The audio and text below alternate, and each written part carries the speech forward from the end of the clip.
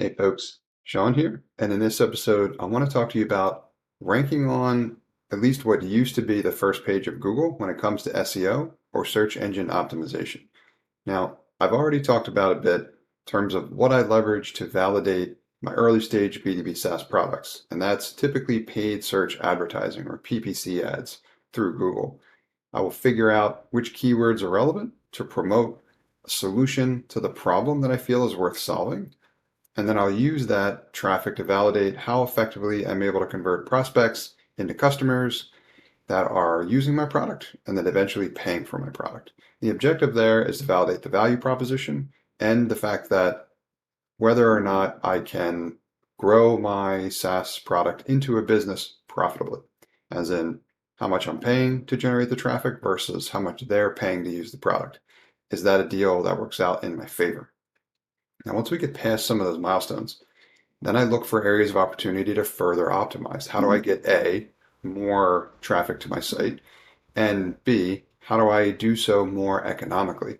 As in, how do I find areas of opportunity to create a better return on that traffic that's being generated for those relevant keywords, but for less budget, which means pulling back some on ads and investing more in something that's potentially going to send me more traffic over the longer term and is more organic. And that's where search engine optimization comes into play, at least for now.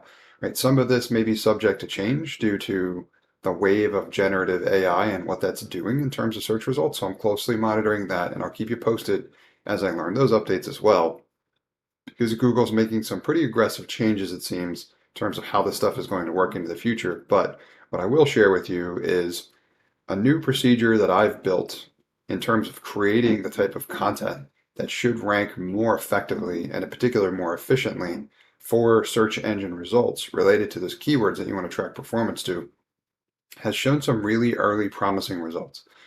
I built the procedure about a week ago after doing a deep dive on various channels, YouTube, others, and I created a guide for free for you as well too, which I'm gonna link to in my notes for this episode. So if you haven't gotten a copy of that guide, definitely do so. Check the show notes for this episode, sign up for that, get a copy of it, read through it, and see whether or not it can help you improve how you're creating SEO focused content, because I've been using that procedure and the results so far have been great.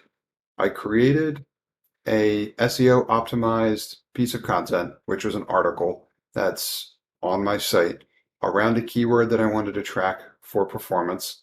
I posted that on the end of this past week. So I posted that on Friday. By Tuesday, I was ranking in position number 14 based on the SEO tool I was using to track performance, and that was SEMrush, SEMrush.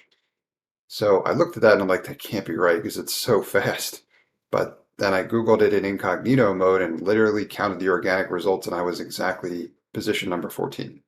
Now, this is a keyword that I had never produced any content for before, even though my site's been up for quite a while.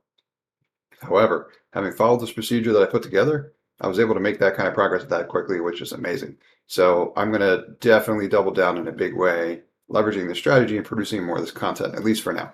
And I'm not going to cannibalize my time with doing only this. There's just a lot of other content that I create too, like video and otherwise.